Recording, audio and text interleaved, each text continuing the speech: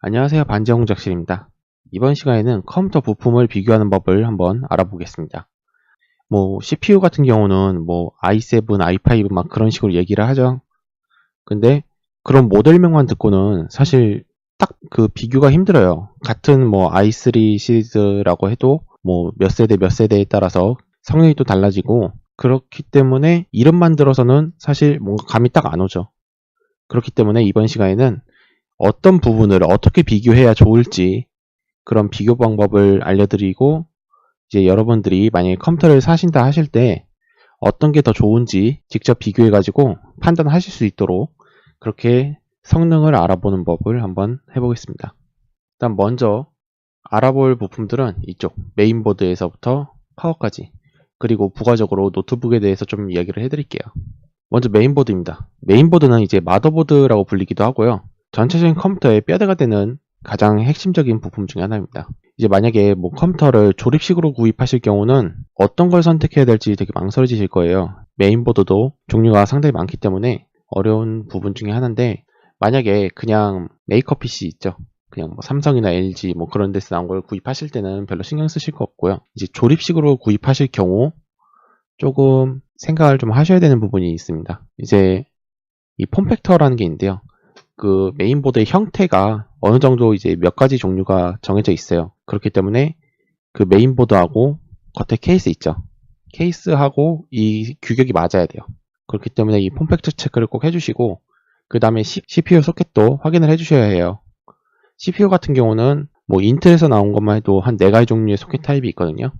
그렇기 때문에 CPU 소켓이랑 이제 메모리 같은 경우도 지원하는 메모리 최대 속도가 정해져 있고, 그리고 그래픽카드 소켓 아니면 그래픽카드의 형태, 그런 거에 따라서 또 그 모양이 달라져요.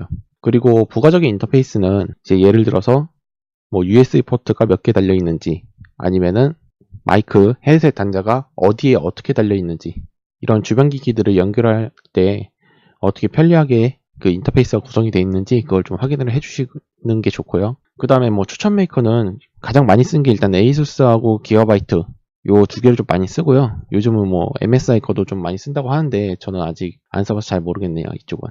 일단 한 이 정도 선에서 구입하시면은 AS라든지 약간 부가적인 문제 없이 구입하실 수 있을 것 같습니다.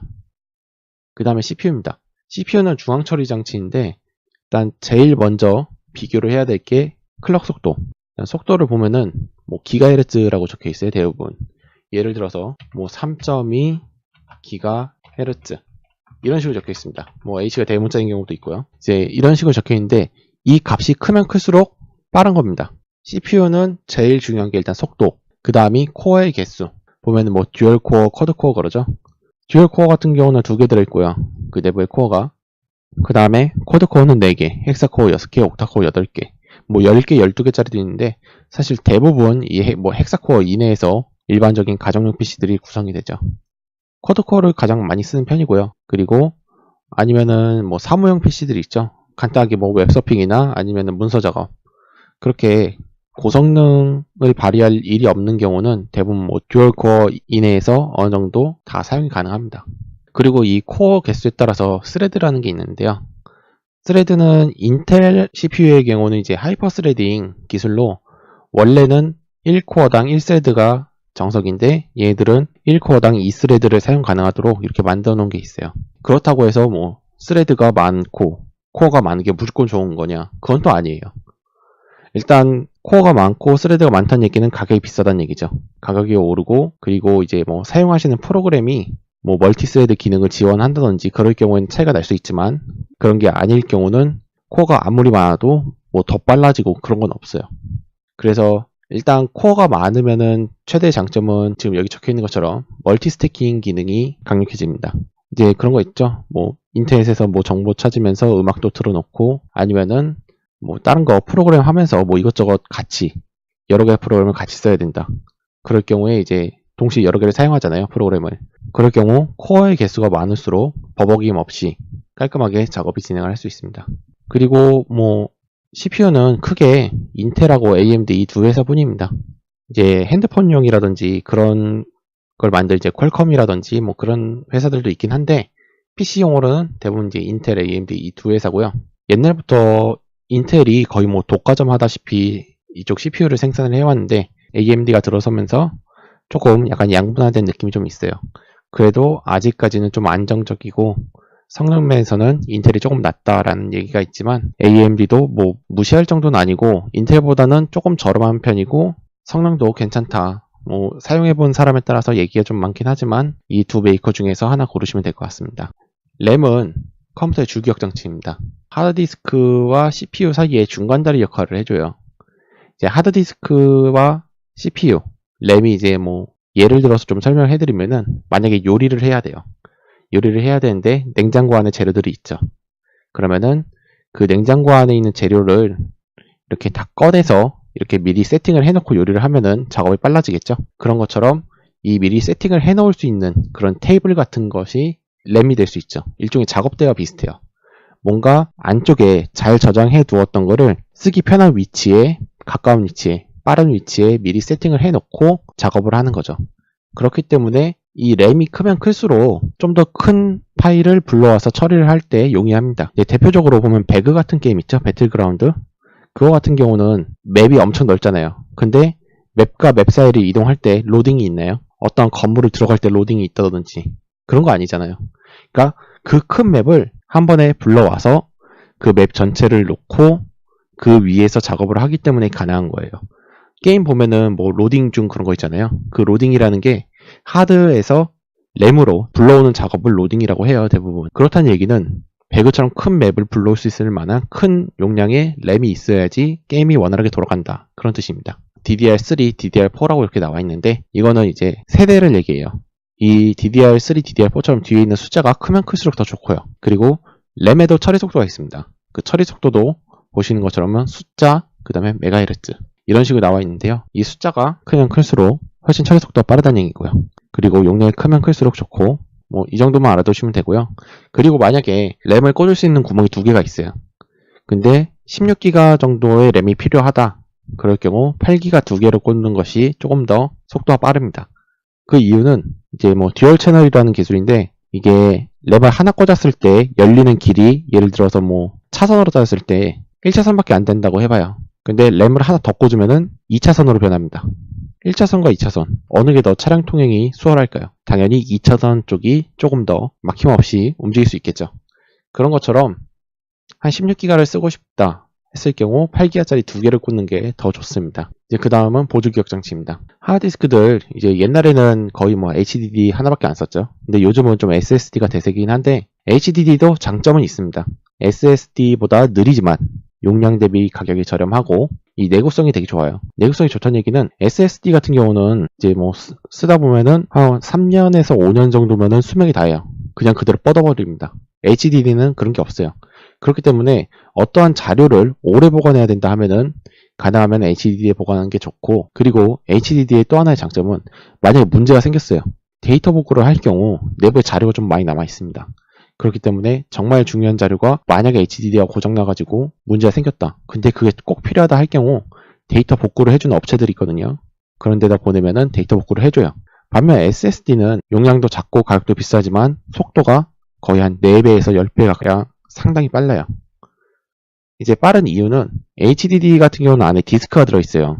디스크가 들어있어가지고 회전을 합니다. 회전을 하기 때문에 이 물리적으로 읽어오던 그 방식, 즉 어쩔 수 없이 속도가 느릴 수밖에 없어요. 제한적이고요. 근데 SSD는 USB 메모리를 여러 개를 연결을 해서 용량을 크게 만든 거라고 생각하시면 되는데 당연히 전기로 탁 쏴가지고 읽어오고 쓰고 읽어오고 쓰고 당연히 HDD보다 그런 점에서 빠를 수밖에 없는 거죠. 대신 SSD의 또 다른 장점은 충격이 강하다, 가볍다.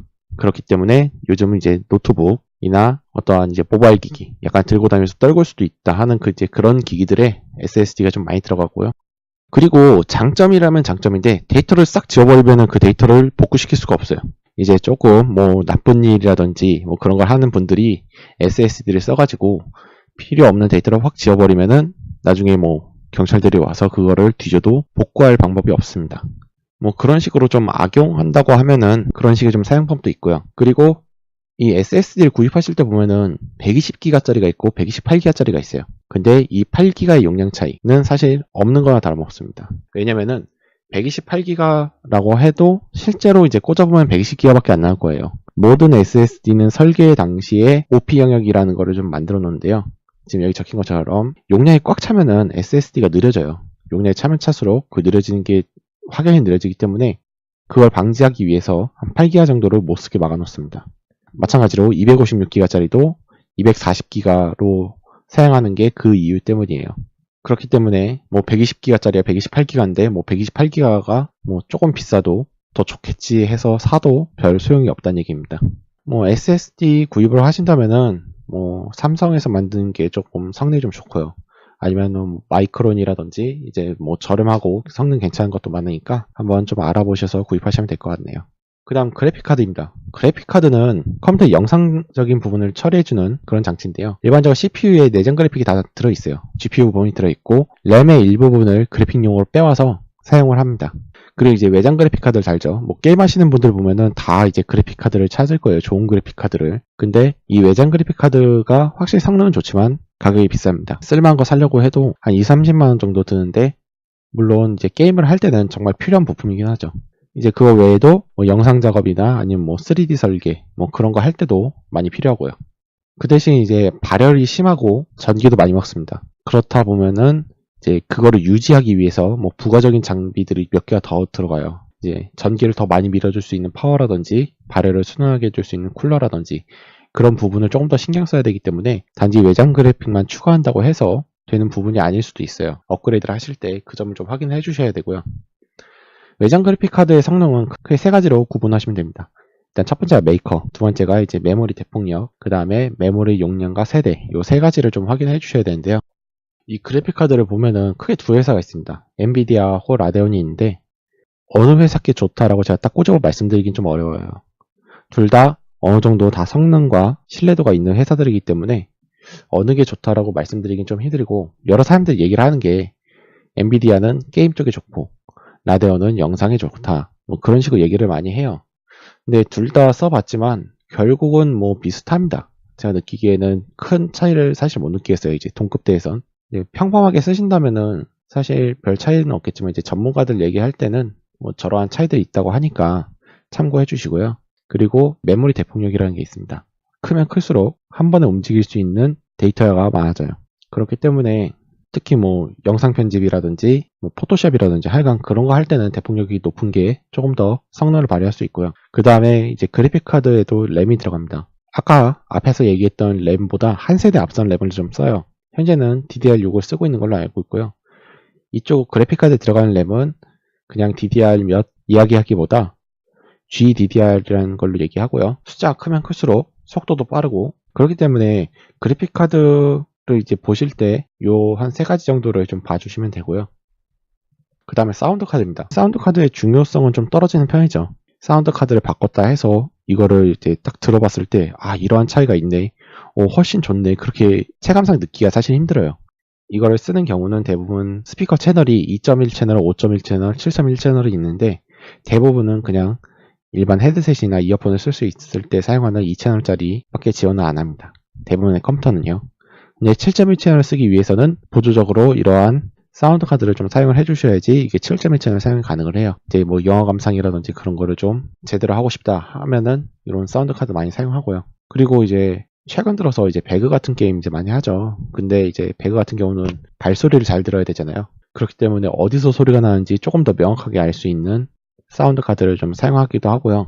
일부 메인보드에서는 처음부터 7.1 채널을 지원하는 그러한 메인보드도 있습니다.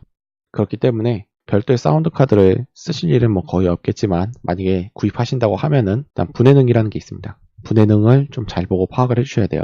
분해능이 높으면 높을수록 원음에 가까운 좀 더 세세한 소리의 조절이 가능해지기 때문에 좋은 사운드 카드가 될 수 있습니다. 이제 그 다음 파워입니다. 파워는 컴퓨터에 사용되는 전기를 공급해주는 장치입니다. 한 400에서 500짜리 많이 사용하고요. 사무용 컴퓨터라고 하죠. 사무용 컴퓨터는 뭐 350짜리도 있긴 하더라고요. 근데 좀 안정적으로 쓰려면은 그래도 450에서 500W 정도는 사용을 해주셔야지 컴퓨터가 좀 안정적으로 돌아가니까 참고해 주시고요. 그리고 그래픽카드가 아까 위에서 얘기했듯이 전기를 좀 많이 잡아먹습니다. 그리고 그래픽카드 뿐만이 아니라 뭐 CPU를 오버클럭 한다든지 아니면 뭐 램을 오버클럭 한다든지 하여간 그렇게 오버클럭을 해서 사용하면은 그거 자체만으로도 전기를 더 먹고 오버클럭 한 만큼 열을 더 빨리 식혀줘야 되기 때문에 쿨러도 많이 쓰고 더 강한 쿨러가 필요하고 그러면은 전기가 더 많이 필요하게 되죠. 그렇기 때문에 이 고사양 컴퓨터들은 한 600에서 700, 한 그 정도대 파워는 써주셔야 됩니다. 사실 600도 좀 작아요. 이제 그렇게까지 고성능으로 올라가면은 한 700W 그 정도는 사용해 주셔야 되고요. 파워를 고르실 때 가장 큰 문제는 제조사가 너무 많아요.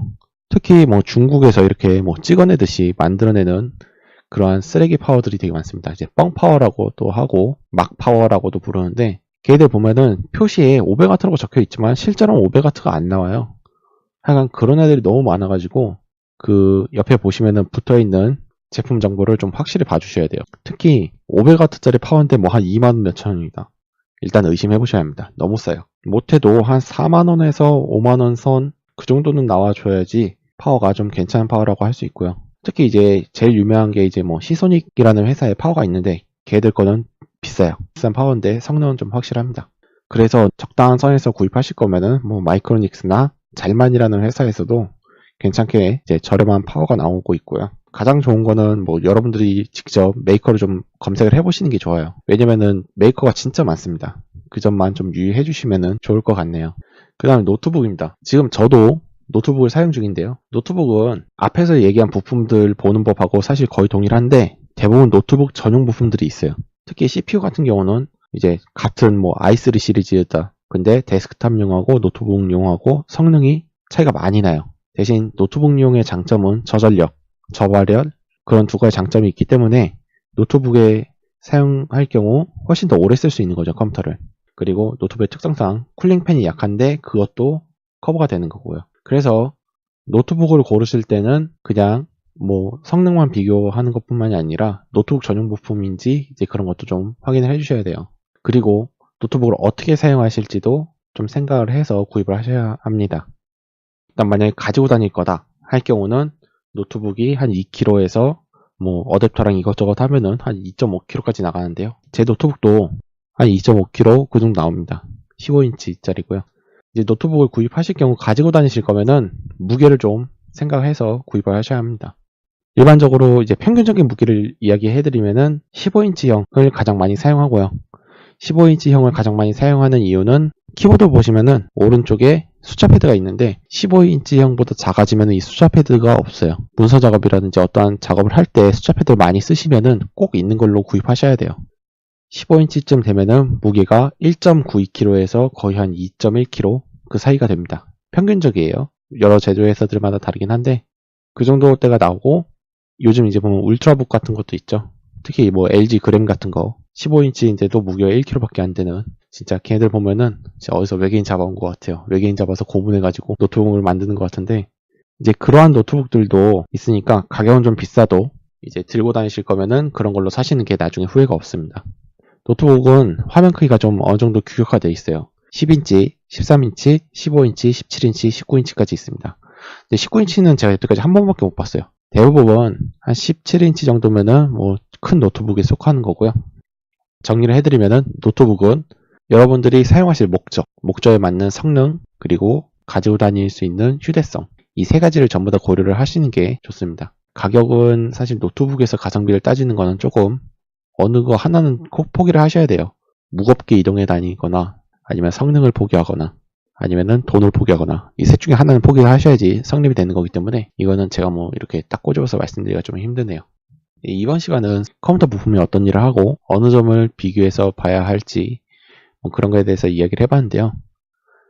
제가 이제 앞에도 말씀드렸지만 뭐 이름은 같지만 세대수에 따라서 이게 또 성능이 달라지기 때문에 이제 단지 뭐 어느 것보다 어느 게 좋다 어느 것보다 어느 게 좋다 이렇게 말씀드려도 결국은 시간이 지나면서 금방 바뀌어요. 그런 게 또 매년 바뀌고 분기마다 바뀌기 때문에 이번 시간에 제가 전해드린 이러한 내용을 숙지를 해서 부품을 비교해보고 자신에게 맞는 걸로 이렇게 선택을 하시면은 좀 좋을 것 같습니다. 이상 반지하 공작실이었습니다. 시청해주셔서 감사합니다.